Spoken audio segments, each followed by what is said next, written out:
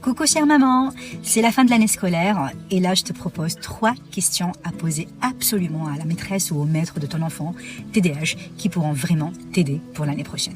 Première question, quel aménagement a le mieux aidé mon enfant cette année? Ça peut être le timer, ça peut être une place bien précise devant le tableau, ça peut être les pauses motrices. Donc pourquoi c'est important de poser cette question? Ça nous permet en fait de renforcer donc ces aménagements pour l'année prochaine et de le maintenir bien évidemment sans devoir repartir à zéro. Deuxième question, à quel moment il était le plus en difficulté? Les après-midi, ça peut être lorsqu'on lui demande par exemple d'effectuer des tâches de traçage, ça peut être par exemple quand on lui demande d'écrire.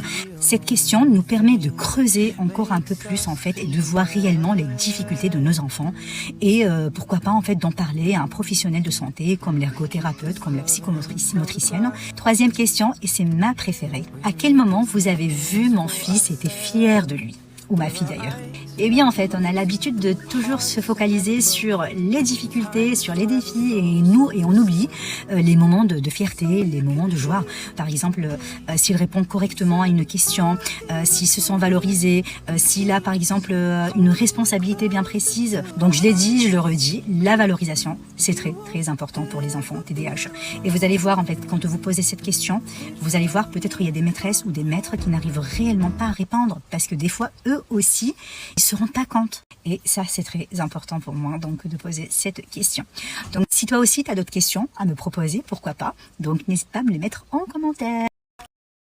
Coucou chère maman, c'est la fin de l'année scolaire et là je te propose 3 questions à poser absolument à la maîtresse ou au maître de ton enfant TDAH qui pourront vraiment t'aider pour l'année prochaine. Première question, quel aménagement a le mieux aidé mon enfant cette année? Ça peut être le timer, ça peut être une place bien précise devant le tableau, ça peut être les pauses motrices. Donc pourquoi c'est important de poser cette question? Ça nous permet en fait de renforcer donc ces aménagements pour l'année prochaine et de le maintenir bien évidemment sans devoir repartir à zéro.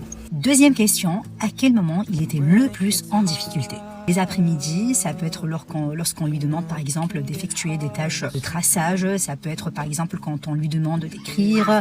Cette question nous permet de creuser encore un peu plus en fait et de voir réellement les difficultés de nos enfants et pourquoi pas en fait d'en parler à un professionnel de santé comme l'ergothérapeute, comme la psychomotricienne. Troisième question, et c'est ma préférée, à quel moment vous avez vu mon fils était fier de lui?